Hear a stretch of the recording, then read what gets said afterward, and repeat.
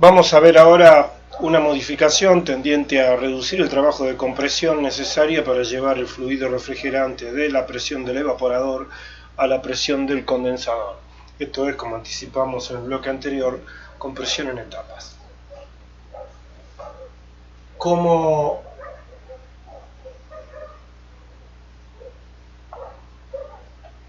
el sobrecalentamiento siempre supone llegar a una temperatura superior a la temperatura de cambio de fase del condensador, siempre estará disponible la posibilidad de abrir la compresión en 2 etapas o más. En este contexto quiero salvar un error, al menos de nomenclatura, del bloque anterior, en el que llamé temperatura máxima a la temperatura de cambio de fase en el condensador. En rigor no es la temperatura máxima es la que se alcanza en el sobrecalentamiento. Esa es la temperatura de cambio de fase a la presión de alta, que no es la temperatura máxima. Aquí, con el recurso de la compresión en etapas, lo que vamos a hacer justamente es reducir el sobrecalentamiento por encima de la temperatura de alta. Corrijo el error, ahora lo llamo temperatura de alta, no temperatura máxima.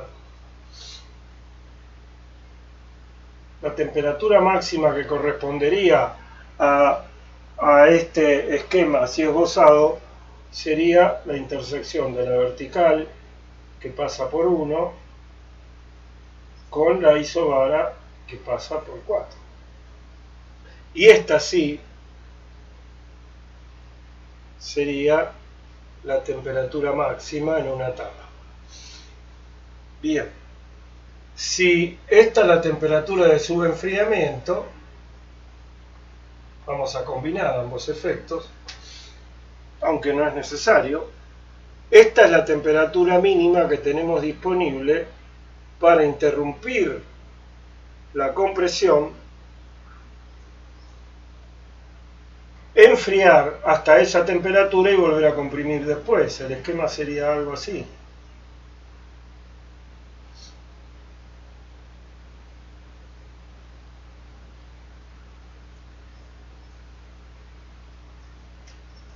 De esta manera reducimos la temperatura de sobrecalentamiento, pero sobre todo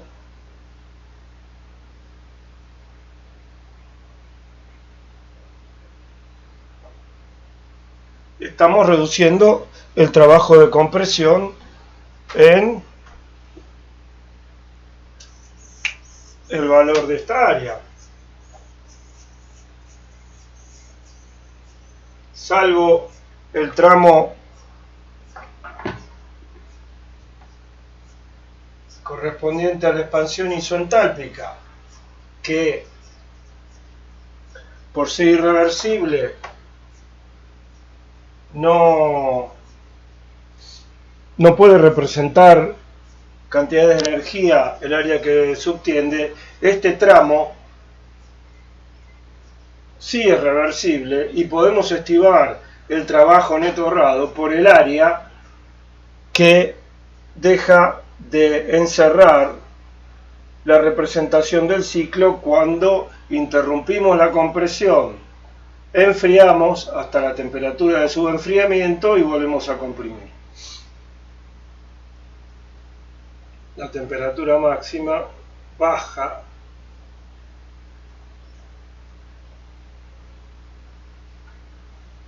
y ahora tenemos punto 2, punto 3, punto 4, punto 5 en la saturación, punto 6 en la saturación del lado líquido, punto 7 temperatura de subenfriamiento y punto 8 la salida de la válvula de expansión. El diagrama de un ciclo como este sería algo así. El esquema, perdón.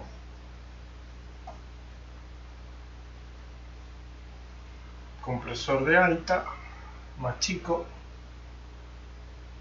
Compresor de baja, más grande.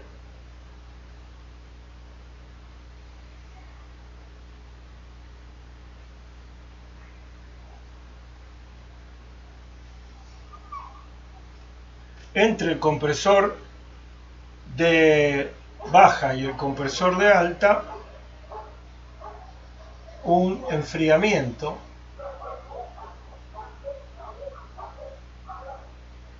a la salida del compresor de alta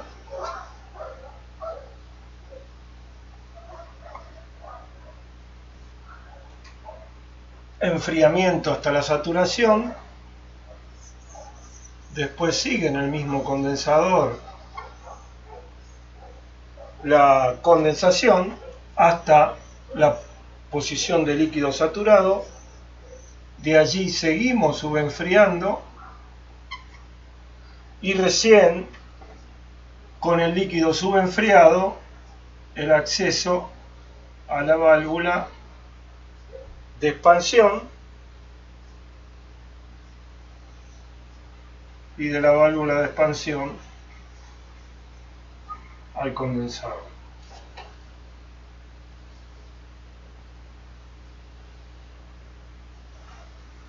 Veamos cuáles son los puntos característicos. Arrancamos por la compresión de baja a la salida del evaporador. Salimos del compresor de baja al intercambiador enfriador, del que sale en el punto 3. Allí entramos al compresor de alta, del que sale en el punto 4, es este mismo punto 4.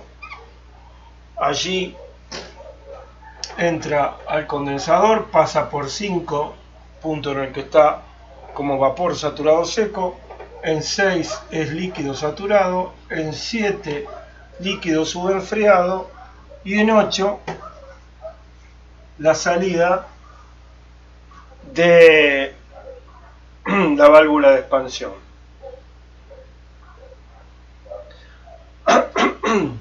¿Qué hemos introducido? Esta cantidad de calor cedida. Tenemos Q' cedido, Q cedido, el de condensación, Q segunda,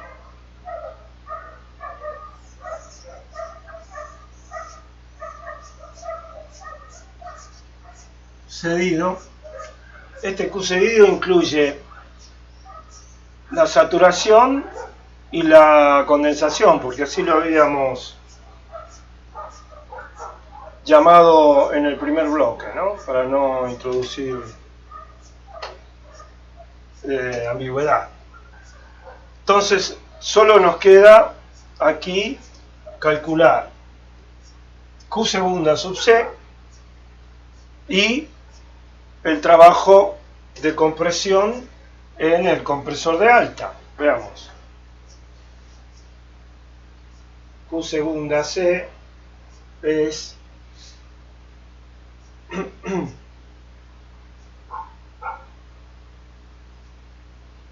H3 menos H2, que es calor cedido, es negativo.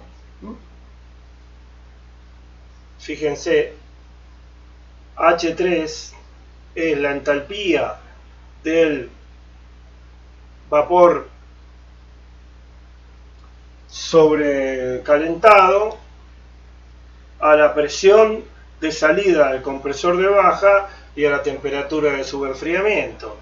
Y H2 es la entalpía de salida del compresor de baja. Si 2,3, que es una evolución isobara, la podemos asumir realizada por un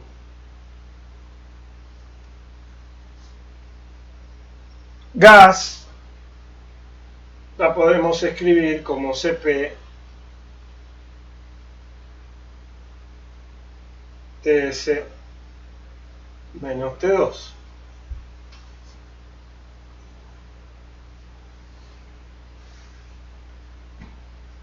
El trabajo del compresor de baja será H1 menos H2 H2 es la entalpía que corresponde a la presión de salida del compresor de baja, que es una decisión de diseño,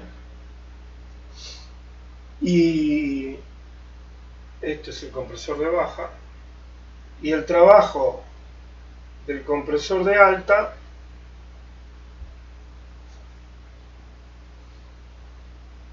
es H3 menos H4.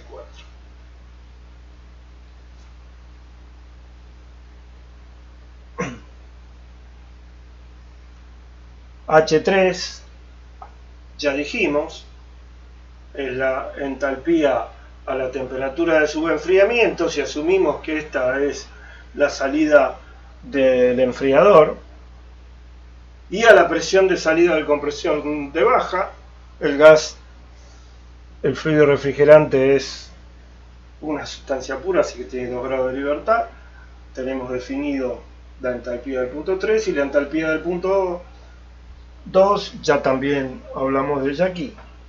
Es la entalpía correspondiente a la presión de salida del compresor de baja y a la entropía de saturación.